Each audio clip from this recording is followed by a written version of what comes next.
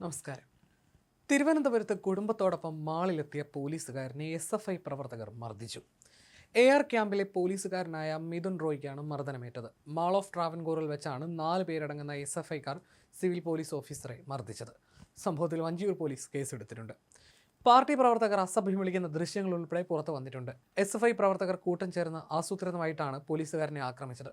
മാളിലെത്തിയ AR camp ഉദ്യോഗസ്ഥനായ മിഥുൻ റോയെ പിന്തുടർന്ന് അസഭ്യം പറയുകയും വെല്ലുവിളിക്കുകയും ചെയ്ത ശേഷമാണ് SFI പ്രവർത്തകർ ആക്രമിച്ചത്.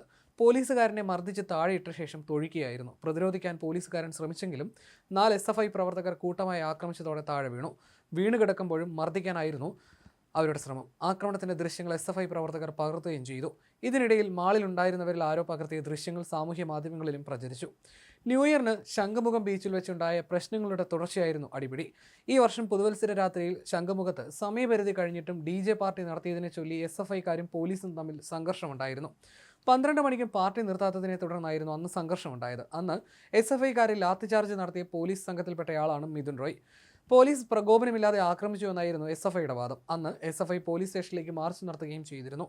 പ്രവർത്തകർ വോളണ്ടിയർമാരായിരുന്നുവെന്നും പോലീസ് പ്രകോപനമില്ലാതെ ആക്രമിച്ചുവെന്നുമാണ് SFIയുടെ വാദം. ആരും മദ്യപിച്ചിട്ടില്ലെന്നും വൈദ്യപരിശോധനയിൽ തെളിഞ്ഞതായും SFI പ്രവർത്തകർ അന്ന് അവകാശപ്പെട്ടിരുന്നു. ഈ സംഭവത്തിലുള്ള പ്രതികാരമാണ് മാളിലെ തല്ലെന്നാണ് പരാതി. പോലീസുകാരൻ്റെ പരാതിയിലാണ് SFI പ്രവർത്തകർക്കെതിരെ വഞ്ചിയൂർ പോലീസ് കേസെടുത്തിരിക്കുന്നത്. എന്നാൽ കേസെടുക്കാൻ വൈകുകയും ചെയ്തിരുന്നു. മാത്രമല്ല, പോലീസുകാരനെതിരെയും കേസെടുത്തിട്ടുണ്ട്. SFI പ്രവർത്തകർ നൽകിയ മൊഴിയുടെ അടിസ്ഥാനത്തിലാണ് മിഥുൻ റോയ്ക്കെതിരെ കേസെടുത്തത്. ജാമ്യമില്ലാ വകുപ്പ് പ്രകാരമാണ് കേസെടുത്തത്. പോലീസുകാരനൊപ്പം ഉണ്ടായിരുന്ന സുഹൃത്തിനെയും കേസിൽ പ്രതി ചേർത്തിട്ടുണ്ട്. ഉന്നത നിർദ്ദേശപ്രകാരമാണ് പോലീസുകാരനെതിരെയും കേസെടുത്തിരിക്കുന്നത്. അതേസമയം തങ്ങൾക്ക് മർദ്ദനമേറ്റെന്ന് ആരോപിച്ച് ദൃശ്യങ്ങളിലുള്ള രാഷ്ട്രീയ പ്രവർത്തകർ തിരുവനന്തപുരം ജനറൽ ആശുപത്രിയിൽ ചികിത്സ തേടിയിട്ടുണ്ട്. മാളിലെത്തിയ സമയം മുതൽ പോലീസുകാരനെ പിന്തുടർന്ന് വെല്ലുവിളിച്ചുകൊണ്ടായിരുന്നു SFI പ്രവർത്തകർ ആക്രമിച്ചത്. നിന്റെ തിളപ്പ് മാറിയോ? പേടിയാണോ? എന്താടാ നോക്കുന്നത്? നിനക്കിപ്പോൾ അടിക്കണ്ടേ? അടിയടാ. നിന്റെ അടുത്താണ് ചോദിക്കുന്നത്. എന്താ പേടിയോ? അവിടെ കിടന്ന് ഭയങ്കര ഷോയായിരുന്നല്ലോ, ഇപ്പോൾ പേടിയാണോ? നിനക്കല്ലായിരുന്നോ കാണുന്നവരൊക്കെ അടിക്കേണ്ടത്? അടിയടാ. നിന്റെ അടുത്താണ് ചോദിക്കുന്നത്. എന്താടാ ഓടുന്നത്? പേടിയോ എന്ന് ചോദിച്ചുകൊണ്ടായിരുന്നു SFI പ്രവർത്തകർ കൂട്ടമായി പോലീസുകാരൻ്റെ പിന്നാലെ നടന്നു പോകുന്നത്. പിന്നാലെ ആക്രമിക്കുകയായിരുന്നു. ആക്രമണം നേരിട്ടതിന് പിന്നാലെ വഞ്ചൂർ പോലീസ് സ്റ്റേഷനിലെത്തി മിഥുൻ റോയ് പരാതി നൽകിയെങ്കിലും പോലീസ് കേസെടുക്കാൻ വിസമ്മതിച്ചു. പിന്നീട് പോലീസ് സേനയിലെ സഹപ്രവർത്തകരും മുതിർന്ന ഉദ്യോഗസ്ഥരും ഇടപെട്ടാണ് കേസെടുത്തത്.